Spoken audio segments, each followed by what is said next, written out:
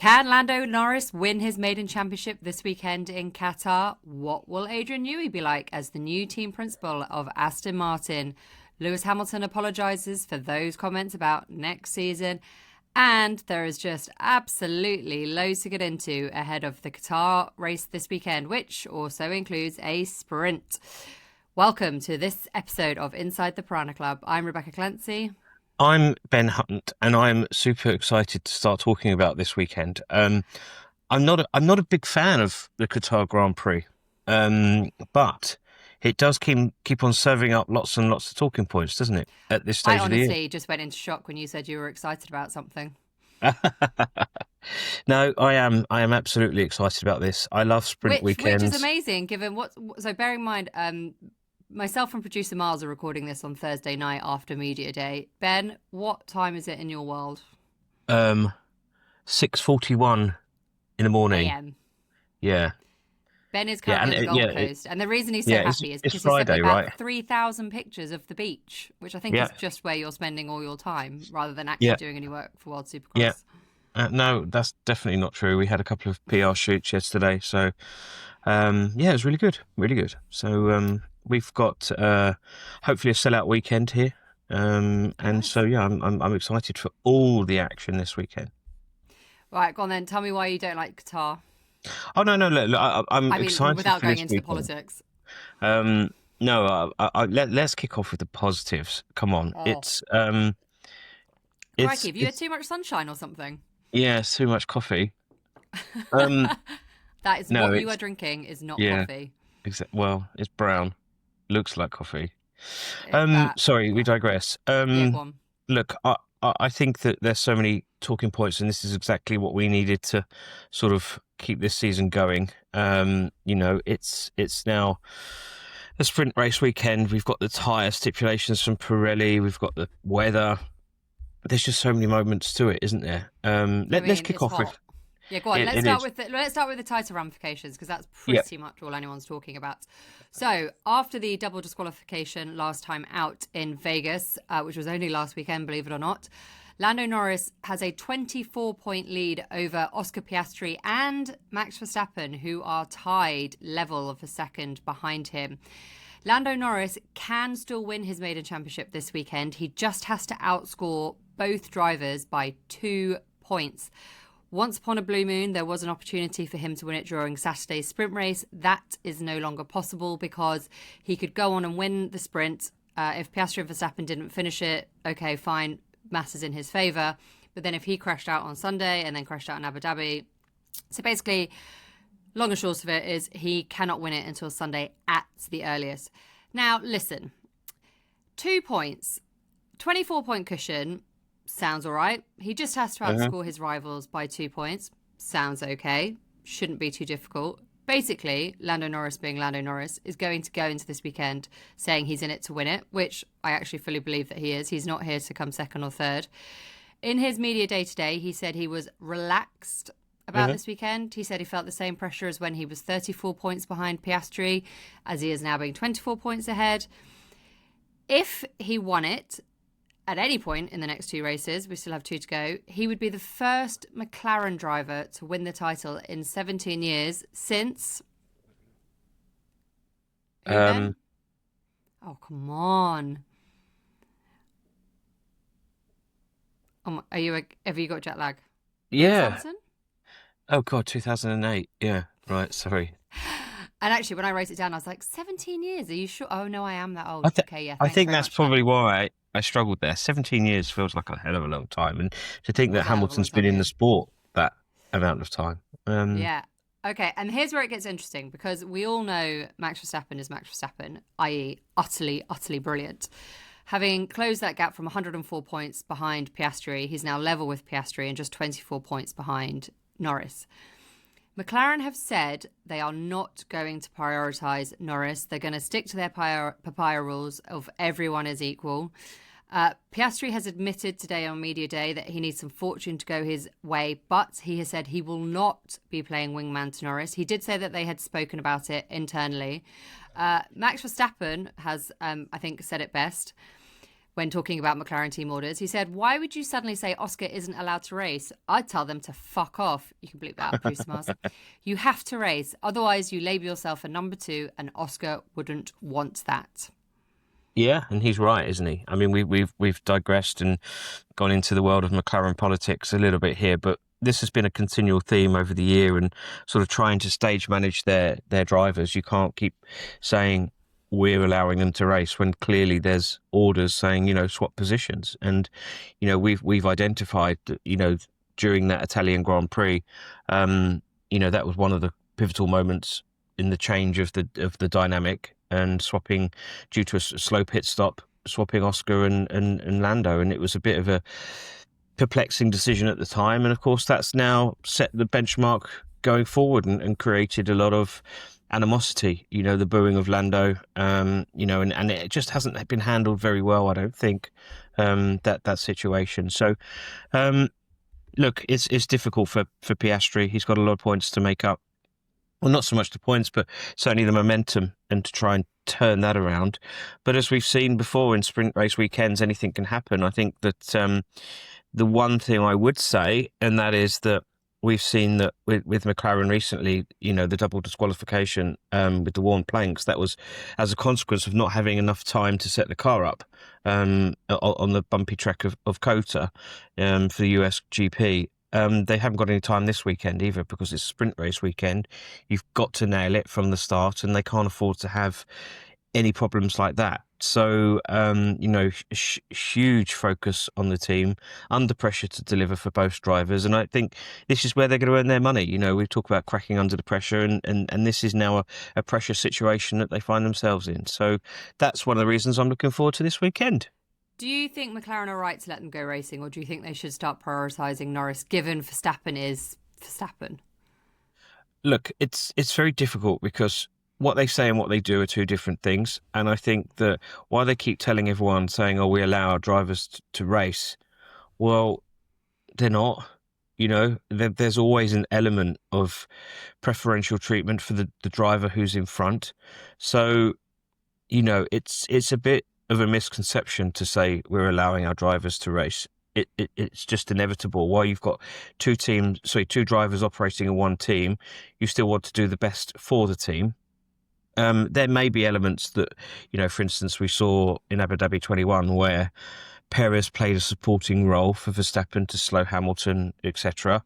That I can understand, because it was the final race of the year, and he did a job for the team. But in this instance, we need to really find out what letting them race actually means, because at the moment it's just a bit of lip service. It's all being stage managed, and if it is let them race, then that means no radio communication and no instructions. That's what I would love to see. But that they are constantly managing, they're constantly informing each one as to what everyone else is doing, so they're managing that situation. I love that it was Verstappen talking about not wanting to be a number 2 driver, having never ever actually himself been in that position, and having always had teammates who were in that position, which I thought was very funny. I think, but also the significance as well of Mark Webber is what I thought you was going to say. Oh well, yeah, and Mark Webber, the consummate number 2 driver, not that he actually wanted to be. The other issue that McLaren have this weekend with Verstappen, I think, is that this is a very different track. It's a high-speed track. There's going to be good grip. It's a proper track. These are the kind of tracks where Verstappen has gone well. So you could say that it's going to swing back in his favour again. And I know, and normally we wouldn't talk about 24 points going in with 2 races and a sprint, because it's quite a healthy margin, really, in the grand scheme of things. But with Verstappen doing what he has done in the second half of this season, if I was McLaren, I'd be pretty scared of him. Yeah, I've got to make a correction as well, haven't I? I said Kota, but I meant Vegas. Yeah. Damn it. So apologies, everyone. It's the jet lag. Well, it's just stupidity on my behalf. But in other news, I've just discovered this drink that I'm drinking has it's not coffee. No, well, it isn't coffee, no. And it's only got a health star rating of 2.5 out of 5. There's actually a star system on the drink. So God knows what it's doing. What's the percentage sugar? Hold on. I mean, if you're listening to this and you can't see it, it's an enormous bottle of brown liquid that he tried to tell us was coffee. I mean, I know it's early in the morning, but I'm not sure at any time of day you want to put that in your body. Oh no, that's not good. Okay, go on. 50%. Is sugar? Hang on a minute. That can't be right. Per serving is of your recommended daily allowance. 50% of your recommended daily allowance. Oh, that's good. That's disgusting. 45 grams of sugar. Oh my God, yeah, that 45 grams of sugar, and then there's added sugar, 23.5. Do you think you should put it back in the fridge or down Maybe. the drain? Yeah, maybe. Okay, producer Miles says we should get back to talking about F1. Honestly, Yeah, apologies. No, I mean, don't drink that. Go and get a glass Okay. of water or Bosh. Broca or something other than that. Although, to get it back to F1, Max Verstappen drinks an inordinate amount of Red Bull. Yeah, he does, and Helmut Marko does as well, which is weird. Yeah, Just the like concept loads of of that it. then. And that stuff is First basically drink. pure sugar. Helmut Marko's first drink of the day is a can of Red Bull, which, you know. But people ask me this. They're always like, oh, what's actually in Max Verstappen's can of Red Bull? And I'm like, oh, it's Red Bull. They're like, yeah, but how do you know? And I'm like, because every single media session we go to, he gets a can of Red Bull put down in front of him. He opens it in front of us and then he drinks it. Yep. He actually loves that stuff. Yeah. No, Anyway, does, honestly, it's Red Bull. Although I was never sure about the other drivers. But anyway, Max Verstappen does love Red Bull. We have massively digressed. Yes, so Verstappen and the title, McLaren being afraid. Yeah, I think it's going to be a great weekend. Be. It's the perfect time. So they've kind of backloaded the sprint races, haven't they? Yeah. Which is obviously proving to be a great idea now because we're going into the penultimate race weekend with a sprint weekend. As you say, they only get 1 hour of practice and then we go straight into sprint quali on Friday evening, and then Saturday morning we have a sprint race and then straight into quali for Sunday's main race. So there isn't a lot of time for the setup. McLaren have said that basically they hadn't expected it. They had porpoising concerns from the very start of the race. We said in the last pod that obviously there was no intention of cheating or anything like that. The FIA have ruled that. It was all obviously just very, very unfortunate. They had an unexpected level of porpoising, so it was a concern. And they realised pretty soon that it was going to be a concern.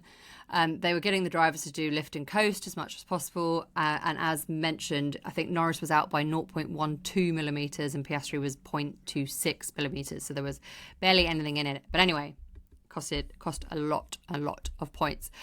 So I think it's going to be a very good weekend for the championship. I think it will be fascinating what happens. Also, you know how we've been talking a lot about the boos that Norris has been getting? Yeah.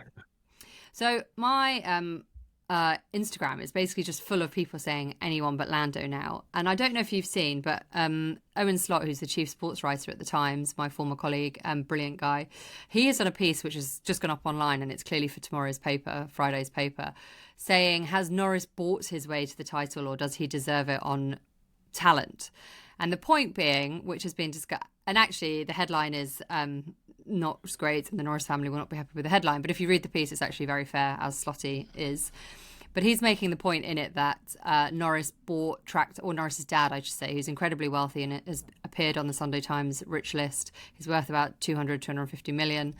He used to basically hire Brands Hatch for the weekend to close it down and do private testing for Norris and a coach, and so he could improve. And then when he worked his way into single-seaters after doing Ginetta, and then he did the same thing there as well, as much as allowed. Anyway, that's the piece. And actually, that's kind of been suggested to me quite a lot, that people feel a bit uncomfortable about it, like has he bought the title? And I don't understand this argument. Because his brother, okay, two things. His brother, Oliver, was also a racing driver, was afforded all of the same privileges, let's say, never really made it very far. Max Verstappen is the son of a Formula One driver, had every privilege given to him. Oscar Piastri is not exactly poor. Lance Stroll has all the money in the world, and I can count on one hand how many podiums he's had. So it just feels very, very unfair. Yeah, that's not true. his background, yeah, I mean, he's fortunate, went to a private school. Dad made a lot of money, but has to be said by working hard. He made his money in pensions, and taking the company over and then selling it for a lot of money. Great, well done you. But he continues Yeah, to fair play. work. I think work ethic remains strong in that family. I think that it's it's a little bit disingenuous to say that he's bought his way to the top. Every single F1 driver has had to have some backing one way or another to get where they are, whether that be in the form of a rich parent or grandparent or brand, sponsor, manufacturer. It Team costs in Lewis around. Hamilton's case. Yeah, exactly. I mean, I think probably there is an element that you do have to come from a privileged background, because of getting into karting in the first place costs money, and in that lower formula you have to have money to start somewhere, to Yeah. buy the kart, the engine, the tires, to do the travel, the entry fees, the insurance, blah blah blah. So you do need a level of money, and I think that at that junior level is fine, but as you rattle through those classes, that's where money becomes more important. There's a Essential. situation where, yeah, where you've got, racers at 14 coming, with spare carts and spare engines and whatnot, and it sort of makes an uneven playing field. So that's where the money is a factor. I think that the moment that you get into F3, or maybe, European formulas, Mm. F4 maybe, that's where, yes, money helps because it gets you a seat in a car, but ultimately it's about talent, and that's where that takes over. And I think that, I know a lot about Lando's career and the way that it was managed early on, and, appointing the right people and having the team in place, which he still has. The way that they worked was different to a lot of others. They were getting him prepared for the year ahead. So he would nail a championship, and then around about three-quarters of the way through that year, he would then go and test the car that he'd be driving next year, and give him a little bit of a heads up, which makes comments, is actually a sensible thing to do. So that when he came into that championship the following year, he wasn't a complete novice. He'd had some experience driving it. And, the idea was to rattle through those championships quickly, which is exactly what he did. But it was a case of managing him and doing it successfully. Yes, they've got money, but they're not in the same league as the Strolls, the Latifis, and whatnot. Ultimately, as I said before, someone has to pay something to get to the top. It's estimated that it's around about 9 million euros, pounds, dollars, whichever it is. It's a hell of a lot of money to get through all that lower formula, and doing it at a rate which means that you're only there for 1 or 2 years maximum Yeah. before you progress to the next category. So I think it's a little bit of a disservice to say that he's bought the championship. I think there's a disconnect, because like all these racing drivers, they have a privileged background. They're traveling the world. They're young. They've never really wanted for anything. They've got multi-million pounds and dollars, whatever, in their bank account. That immediately makes them different to the likes of everyone else, in the sense that they've not had to worry about buying that first house and mortgage payments and getting a job or losing a job. They have been very fortunate. So there is a detachment of reality between what people experience and themselves, and then seeing them living their lives. So Lando is playing his life in social media, and it's very easy to sort of turn around and go, he's spoiled, he's privileged, he gets to do all the cool stuff because he's a lucky guy. But that doesn't make him a bad person. That doesn't mean that, he shouldn't be there. Do you know what I mean? It's Yeah. kind of, you just can't relate to it, is what I'm trying to say. And Yeah. it'd be wrong Which I to think is why draw people struggle with parallels. F1 a lot as well. Yeah, generally, like you He can't. isn't a bad guy. He actually is a nice guy. He has. I mean, we've both. Ben's written a book about Lando. If you actually want to read more about him, but we've both written endlessly about him on our Fleet Street days, and the thing that did always crop up was his work ethic and how Yeah. much he put in. And it's all well and good your dad renting you Brands Hatch for 2 days, but he is there at the crack of dawn. He's there and he's taking that on board because he wants to succeed. But also, if you're a parent and you can afford it, Wouldn't you want to give your kids everything? Like, Absolutely. you can't begrudge Yeah. his dad that. Like, and like you say, his dad has worked for his money. You know, that's Yep. fair enough. Producer Miles has said, "Name me an F1 driver who is poor." I can actually name you a few. I mean, they're not currently poor, but they certainly came from very little. Obviously, the standout one is Lewis Hamilton. Liam Lawson didn't really come from any money. Hmm. Esteban Ocon, his parents sold their house, a very Yep. modest house in Brittany, I think he was. And he lived in a caravan and toured around. So actually, it is possible to get onto the grid and not have a lot of money. I remember doing an It interview with is. Ocon, actually, and he said to me, if I wasn't an F1 driver, I'd have worked in McDonald's. So, Yes, I was going to bring that up actually, but yeah, look, there's different routes of getting to the top, but it does require money of someone's backing. yeah, Um, the other thing I was going to say as well, while I was on this rant about stop bashing Lando, is that yes, they are different, and his growing up was different to everyone else's. So we are trying to do this comparison thing, yeah. and he wasn't going out to parties and hanging out with his mates when he was 16, and trying to get booze from the off license or whatever. He was traveling, doing karting. Him and his brother were traveling Europe. They got permission to miss half of their school days. At one point, they had a traveling tutor with them, giving them homework and assignments to do. So it's totally different. He's now doing his growing up with about, 20 million in the bank, maybe more, who knows, living in A Monaco, living year. a great, yes, well, living a great Euros, life, euros, euros in the bank. euros. But listen, So, aside from all of that, and I get it, it is mostly unrelatable, his upbringing, and I think kind of we all feel that about a lot of the drivers. But I think almost irrelevant of how he got here is what he is potentially going to achieve this year. He will mhm, have held off a charging Max Verstappen. He will have turned around a fairly hefty deficit to his own teammate Oscar Piastri. He had a terrible start to the season. He could have, kept his tail between his legs, kept his head down and just been like, all right, I'm going to write this one off. But he didn't. He kept fighting. He yeah, changed what he needed to change. He started wearing headphones onto the grid in Miami. He changed his mindset coming into weekends. He basically told anyone who bothered criticizing him to F off.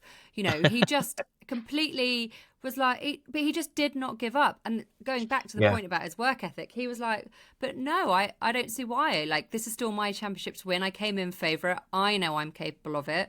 And actually, if he wins the championship, he fully, in my Yeah. opinion, fully deserves it. I did an interview with him in Abu Dhabi last year for Autosport, and he told me, I know what I need to do to win a championship. And I thought, great.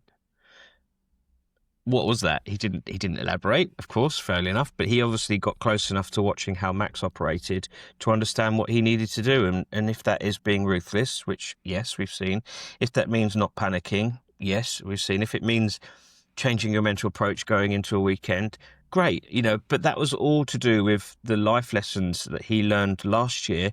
Yeah. And that's why I hope that Piastri picks up on that this year. Yes, it's been frustrating for him. It's disappointing second half of the year, but I do believe that he'll analyse that and it'll make him a stronger driver for next year. And hopefully we'll have a competitive field where everyone can compete evenly and we'll have a great fight and he'll be able to utilise the heartbreak of this year next year. Yeah, and I think Lando, I don't think the pressure will get to him in these next two races. I think he might get unlucky, but that's sport. But I don't think it'll be of his own making. Right, let's move on. That was a long chat about them, but that's obviously the main thing. Let's move on to talk about the other contenders within the constructors. Obviously, McLaren have it wrapped up already. Mercedes are second. With what ended up being a double podium in Vegas, courtesy of Piastri and Norris's disqualification. They are 40 points ahead of one-man band Red Bull, who are 13 points ahead of two-man band Ferrari. Let's quickly rattle through Mercedes because there's not much to say. It's going to be hot, hot, hot. The conditions won't suit them. Yes, they're Well, trying to perform at every track. hmm. They had that double podium, as I said, although not able to celebrate it, obviously. Could be in the mix, but I don't know how much they're going to trouble the front runners this weekend. Well, look, I was trying to think back to Qatar last year, and there were plenty of talking points in that race. I think it was the George Russell, wasn't it, and Max clash. But Mercedes went quite well there last year, from memory. I think in the sprint race they were on the podium, or George definitely was on the podium.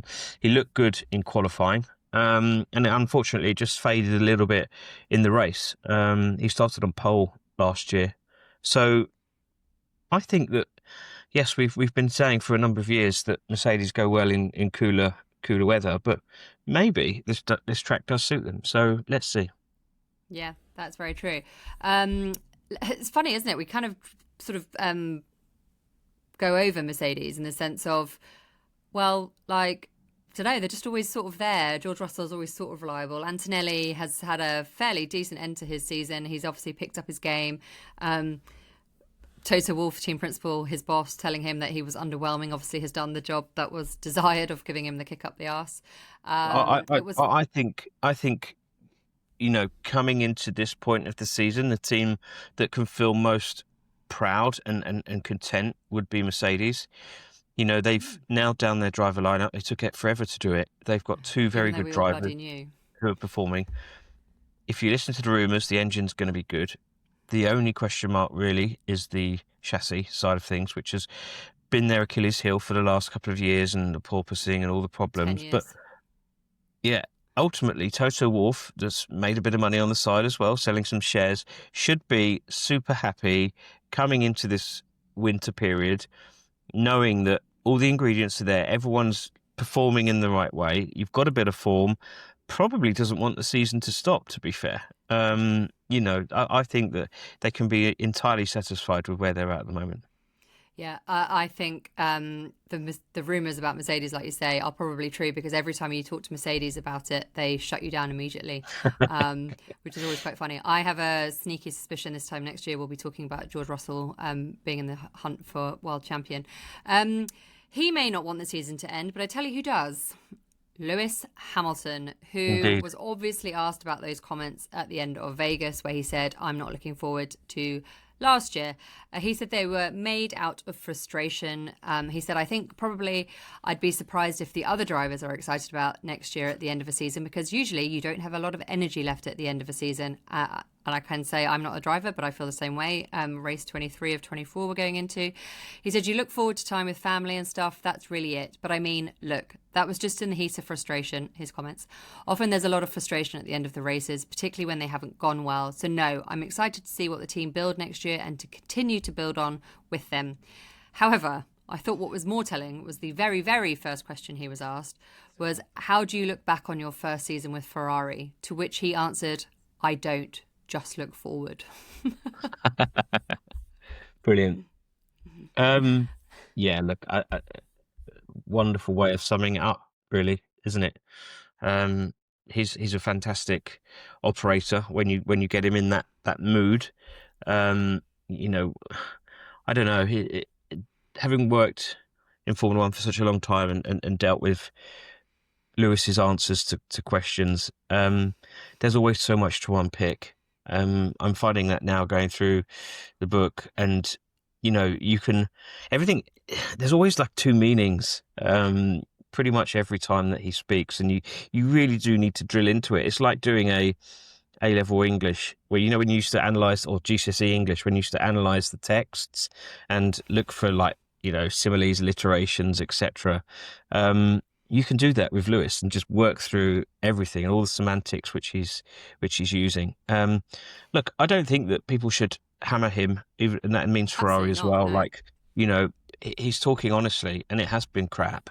There's no sugarcoating it, and if they do or tried to, they would be doing everyone a disservice. We've all watched it play out. There's been mistakes. He's not been good enough. Car's not been good enough. The team leadership hasn't been good enough. So plenty of room for improvement. He tried to row back. That's inevitable, isn't it? So yeah, Miles I mean, is pointing Ferrari don't out, like doing their don't like it being so open, do they, and so public? No, and I think that it's kind of a tricky. We talk about cultures. The culture that you had McLaren was very controlling. Being told what to do, what to wear, what to say in every single press opportunity.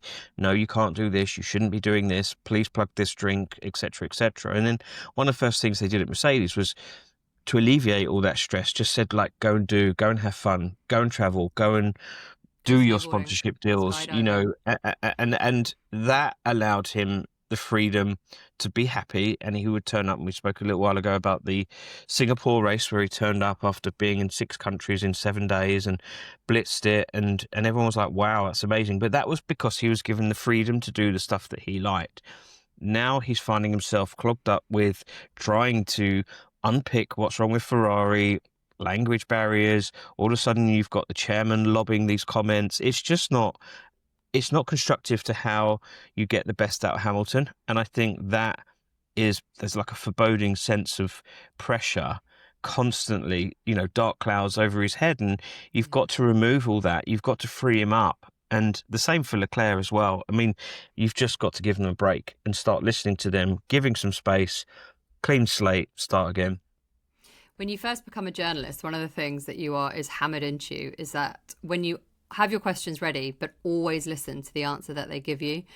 And a lot of F1 drivers, they just roll out the PR line or whatever they were told to say beforehand. But Lewis Hamilton is one of those absolute classic examples of the second you have asked the question, don't look at what the next question is. Listen to what he says to you, because you absolutely, if you get him in one of these moods, as we often did, he gives you these amazingly honest answers, and it's great. And then the great thing about when he was at Mercedes, they do let you follow, because we're all, when we have our written media sessions with him, we were all sat together. So we kind of bounced off each other and we were all asking, and it became very conversational. And even still, you'd be paying full attention, and then you'd go back and re-listen to the interview and you'd be like, oh my God, did he say that? And you would still, even having listened to it through again, you'd always be a bit surprised by something he said. So, he's always great for giving you an honest answer. Listen, if he doesn't get a podium, and I'm ignoring China Sprint, by the way, before anyone starts at me, because I know he got pole and he won that. But if he doesn't get a podium in the next 2 Sunday races, it'll be his first season of 18 that he has not had a podium. Isn't that amazing? I mean, it tells you the make of the man, doesn't it? How unbelievably good he is. Yeah, and like it's kind of weird. When he was winning so much with Mercedes, that win to race ratio was just so impressive. And you just looked at the stats, and you're like, wow, how's 40 something, wasn't it? It was absolutely ludicrous. Yeah, phenomenal. And race to podium statistics as well, like hugely impressive.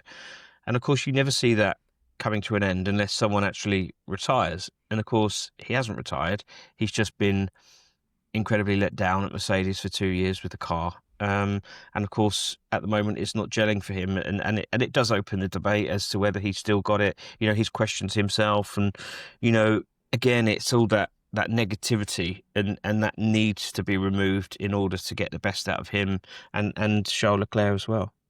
Yeah.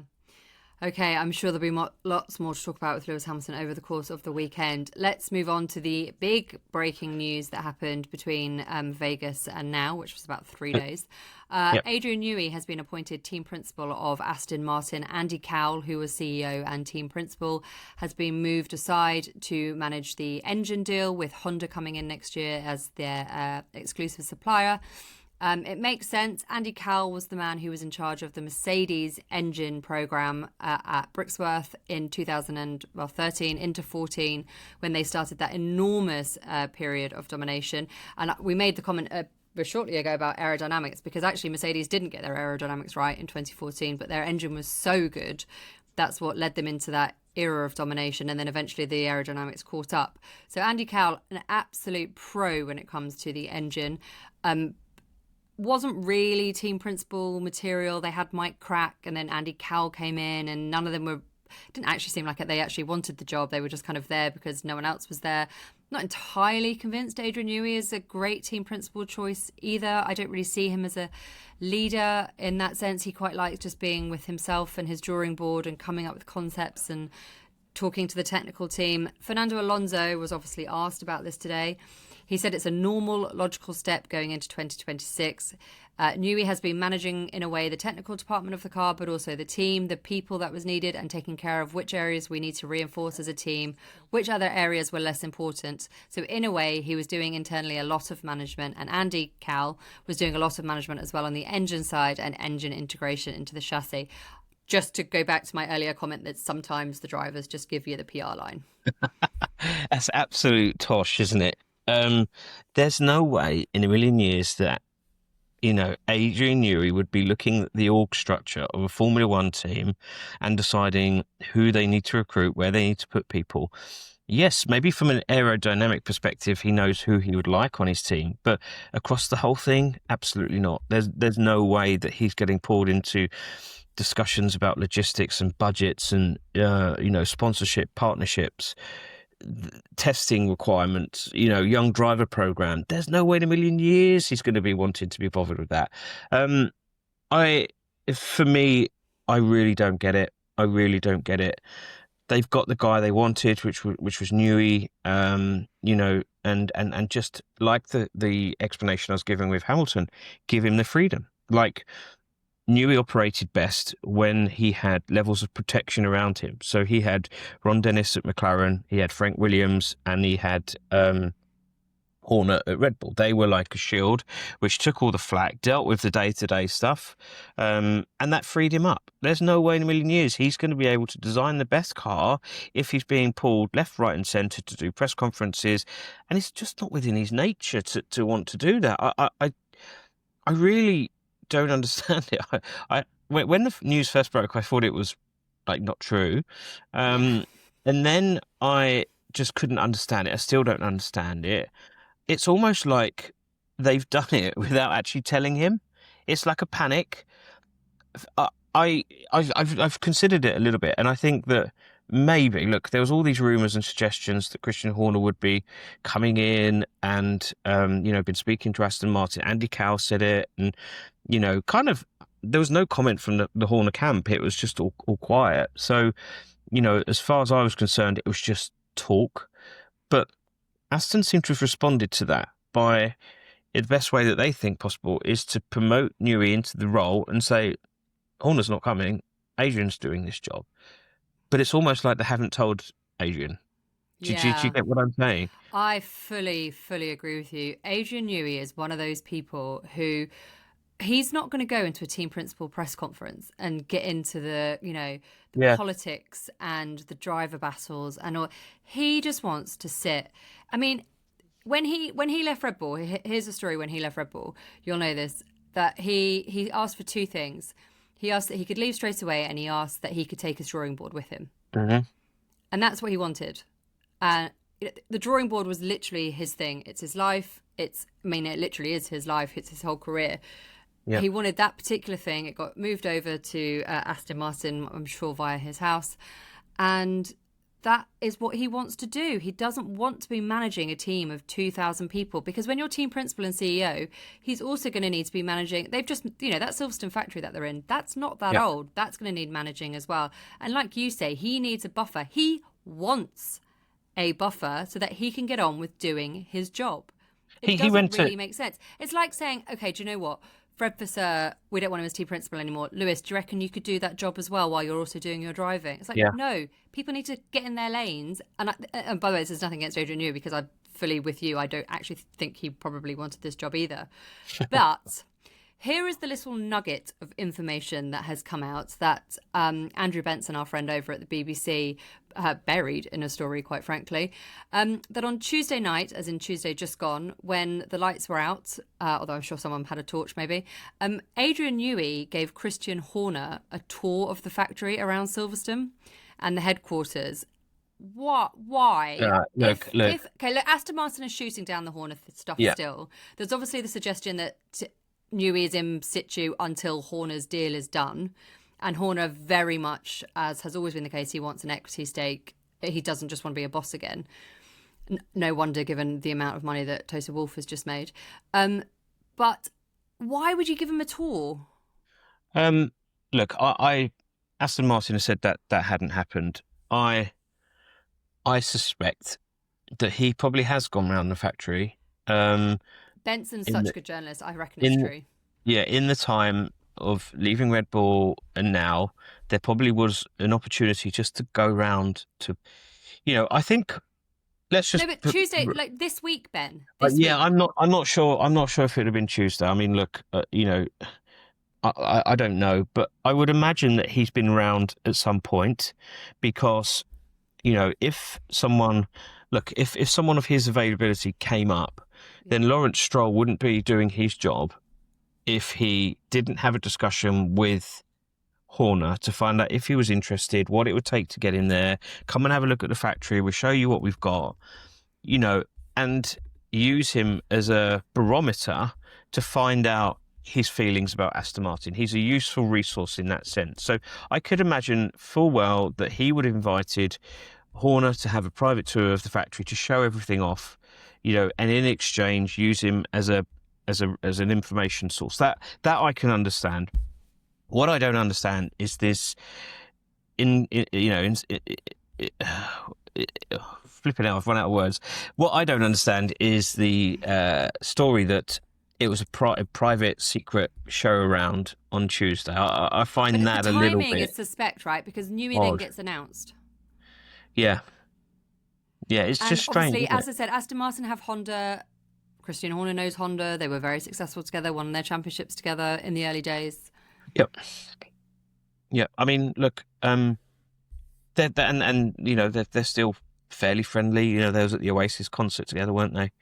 I think that there's still something there to be done between the two of them, and Horner knows how to get the best out of Adrian. And look, by just letting him do his job, not sending him into team principal meetings. Yeah. I mean, look, I think we just need to just see how it all shakes out. I think that it's a very strange move. I don't think everyone's thought it through. We've still got 2 races to go this year. Adrian Newey is in Qatar this week. I think it's only his 3rd race, isn't it? Something like that. He hasn't been to many. Yeah. He doesn't want to. And that will have to change. So that new yacht that they bought won't be getting much use. I'll use it. So, look, it's just a really strange thing that I don't think has really been thought out. Maybe there is still a 50-50%, 50-50 chance that Horner will wind up there. But for the time being, it was just like the appointment that didn't need to be made now. Like, why do it now? I agree with that. Why do it now? Like, why not? We've got 2 more races to go. Just get to the end of the year and then have a little think about how it's all going to shake out, then make the announcement. Like, I just don't get the why, unless it's the reaction, which I mentioned before, to try and stop those rumours. Maybe that's what it is. Sense. I mean, Aston are currently 8th in the Constructors' Championship, just 1 point behind Haas, only 4 ahead of Sauber. That's a lot of prize money on the line. To then come in with this much disruption? It just doesn't make sense, does it? Like, it really doesn't make sense. I agree with you. The timing is, it feels like a rebuff to Horner. But even then, that doesn't need to be done publicly. No, and I think that's the thing. Like, it looks like a knee-jerk reaction. All of a sudden, this guy is being linked with this team, and, maybe he doesn't want to go to this team, but to save face, they've turned around and said, right, let's make Adrian the boss, and we can tell everyone Adrian's the boss, and then that kills the Horner link story. Maybe that's what they're thinking is. Yeah, maybe. I mean, Aston Martin used to sponsor Red Bull, the Honda thing as well. There's a lot of connections there for Horner. But I think that actually says more about why Horner and Lawrence Stroll are bezies rather than that they're going to go into business together. Although, Adrian Newey does have an equity stake in the team. I mean, fair play to him. And that's all that Horner really wants. So there you go. Let's stick with Red Bull because Isaac Hadjar has said this weekend in Qatar that he has a seat for next year, but he has not said where. One suspects that it is Yuki Tsunoda's. Yes, Yuki Tsunoda is still in Formula One, in case you missed it. He is taking Yuki Tsunoda's seat to race alongside Max Verstappen, is probably what will be announced. That's what we're all expecting, which means the only 2 seats left on the grid are at the Racing Bulls, currently occupied by Hadjar and Liam Lawson. What happens next? They wait until the 11th hour before deciding who they want in the car. I mean, don't do it anytime soon, right? No. Why would you? No, I mean, look, we were talking about the timing of decision making, and we spoke before about Colapinto going to Alpine. We spoke about Newey going to Aston Martin. It's all about timing and picking the right moment to do that. And I think that in this instance, it's a case of waiting, just waiting. 2 seats. Don't need to hurry. You've got drivers under contract. let's just see where we're at. So who have you got? You've got Liam Lawson, you've got Sonoda, as mentioned, you've got Arvid Lindblad, who's part of their young driver program. You've got the young Irish driver, Dunn, Alex Dunn. Alex Dunn, Yeah. who left the McLaren stable. So actually, you've got a few to choose from. Just let it ride out, right? Yeah, exactly that. Just see how it all shakes out. You've got quite a lot of talent there to pick from. A lot of talent. Don't rush it is what my advice would be. But I'm not in charge, so Right. Well, listen. Incredibly, there is still one major thing left to talk about, and it actually is major. I'm not being my usual sarcastic self. The drivers have a big meeting with the FIA this evening in Qatar. We will obviously discuss it once we know more about it in the review that we do. But this is all about the driving guidelines, if you can call them that. I use guidelines very loosely. They basically don't know how to race. They are getting penalties for things that they don't believe are penalties. Case in point being the Oscar Piastri 10-second penalty in Brazil.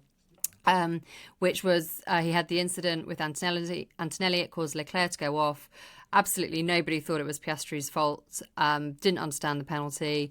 Sainz has had a couple of things he didn't agree with. Albon, all the drivers are very outspoken. Russell has been incredibly outspoken ahead of the meeting today. By the way, it's really unusual to have this meeting. Every race, the drivers meet with the FIA to talk about. It's normally on a Friday evening, and it's just a safety briefing ahead of the race weekend. It's a very bog standard, here's what's happening, blah, blah, blah. You have to go this way around. If you cut the corner, you have to go this way around the chicane sort of thing. So this is really, really unusual. It's a big powwow that's happening now. Speaking ahead of time, the two directors of the GPDA, the Grand Prix Drivers Association, are George Russell and Carlos Sainz now. They are sort of said similar things, but they have differences on some. So I'll just quickly tell you what they've said. Russell has called for something Ben and I have both been calling for, although Russell's word has a lot more weight. He wants permanent stewards. His quote is brilliant. Somebody's got to stick their hand in the pocket to pay the stewards the correct amount it would have to be. Consistent stewarding over the course of 24 races. He goes on. At the end of the day, it's a job. These people are working in a multi-billion-dollar sport, and we shouldn't have volunteers wielding such great power in certain roles. So in my eyes, somebody's got to pay these people. Sainz basically agrees, and he was saying that he actually named three former drivers who now do broadcast analysis. So he named Jolyon Palmer, Anthony Davidson and Karun Chandhok.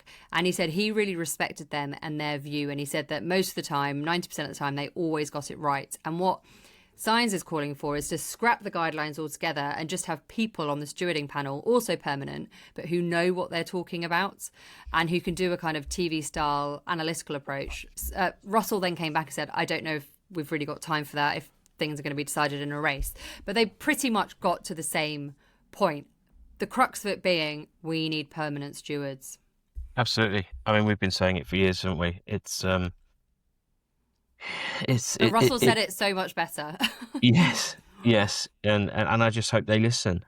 It's always a bit of a row over who's going to pay for it, and I think that's always the pushback from the FIA. Anyway, they insist the team should be paying for it. They always get what they want. They wanted for all the politics and stuff that we're probably not allowed to report, but I've forgotten what we can and can't say anymore.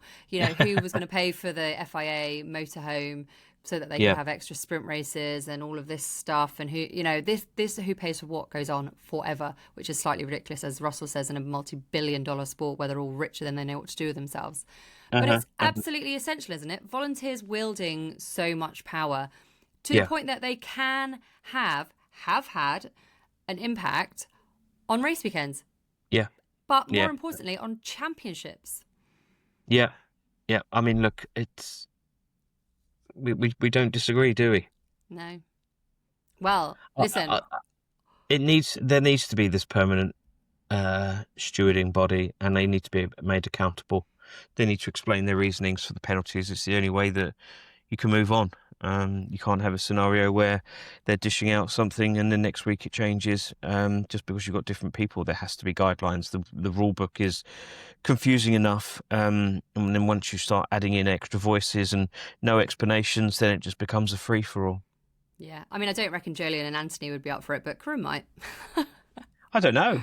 It's a thankless job, isn't it? It's an incredibly difficult job, you have to say. Well, is it? I don't know. I think it is. It's shaping the sport, isn't it? It's a challenge. Refereeing is difficult. Absolutely. And it deserves more respect. But people want to be referees in the Premier League. They're quite well paid, and some people like it. Yeah, maybe. Well, listen, right, we have to wrap this up because somehow we recorded 3 days ago and we've still managed to spittle on for 50 minutes. There is a lot happening. As said, it is 2 race weekends to go. We're starting in Qatar with a sprint on Saturday and the main event on Sunday. Lando Norris can wrap up his maiden championship this weekend, or is there another twist in the tail, as Ben so rightly corrected last time out in Vegas? Well, they haven't predicted it this time, so maybe it will be straightforward. But we will be back. Of course, we will be back on Monday, where Ben will be in another country and still not sure what the time is. And hopefully, I will actually. I'll be back in the UK. Drinks. I'll be back in the UK on Monday. Unless your heart gives out, obviously, put the drink down. Right, but thank you very much for listening. If you have liked this podcast, my goodness, wasn't it a long one? Please do rate and review us. Please do get in touch with us at Inside the Piranha Club on all of our socials. But until next time, enjoy the race weekend. There is going to be a lot to talk about. Thank you.